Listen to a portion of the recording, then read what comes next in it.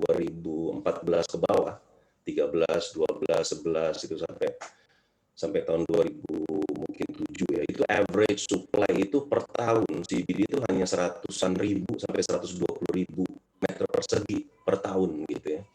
Dan kemudian di tahun 2016 sampai tahun 2021 sekarang itu menjadi 300.000 kurang lebih square meter per tahun.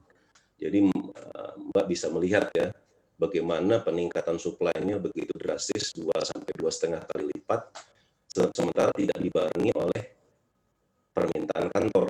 Kenapa tidak dibarengi permintaan kantor? Karena memang pertumbuhan ekonomi kita tahun 2020 negatif. 2021 yang diharapkan bisa naik menjadi 5, sekian persen kelihatannya tidak mungkin terjadi gitu kan, sehingga supply yang udah terlalu banyak dan akan jadi ini akan menyebabkan tingkat hunian tertekan dan juga rental semakin tertekan. Nah, ditambah lagi memang yang membuat keadaan terjadi saat ini oleh banyak perusahaan adalah working from home kan. Setelah setahun lebih working from home, dirasakan bahwa ruangan kantornya kebesaran. Jadi pada saat mereka ingin renew, sebagian besar perusahaan melakukan efisiensi. Jadi space-nya nggak perlu diperpanjang dengan luas yang sama, sehingga mereka mengurangi. Nah, oleh karena itu kita melihat ke depannya akan lumayan berat. Tetapi good news-nya adalah setiap kali ada penurunan penekanan properti pasti akan ada upside-nya. Jadi memang kita melihat bahwa supply ini akan berhenti di tahun 2022 sampai tahun 2023, sehingga nantinya permintaan kantor, pertumbuhan ekonomi dan juga COVID-19 selesai, vaksinasi semuanya bisa dilakukan, herd immunity bisa tercapai. Nah, 2024-2025 mungkin keadaannya udah jauh lebih baik, sehingga tingkat hunian, rental, dan juga secara umum bisnis perkantoran akan mulai pulih kembali.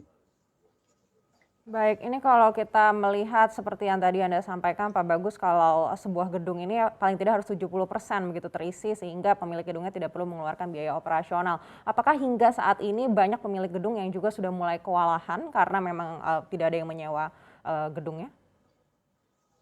Ya, sekarang ini ada beberapa gedung memang tingkat huniannya di bawah 50%.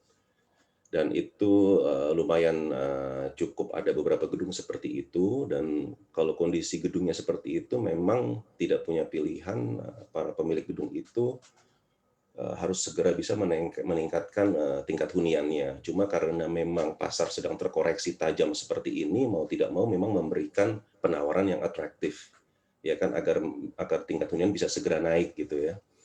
Nah, itu memang diharapkan bisa menjadi jawaban dari para pemilik gedung ini sehingga secepatnya bisa naik 70%. Jadi pilihannya memang kejar tingkat hunian, itu paling utama, dan kemudian rental diberikan harga attractive offer, commercial terms yang lainnya juga diberikan, insentif-insentif lainnya diberikan, sehingga pada saat udah mencapai 60 atau 70% itu baru kemudian landlord atau pemilik gedung ini bisa mulai mempertahankan sewanya dan pelan-pelan meningkatkan balance daripada antara rental yang diperoleh sebelum 70% sama rental setelah 70%, sehingga average-nya menjadi lebih menarik.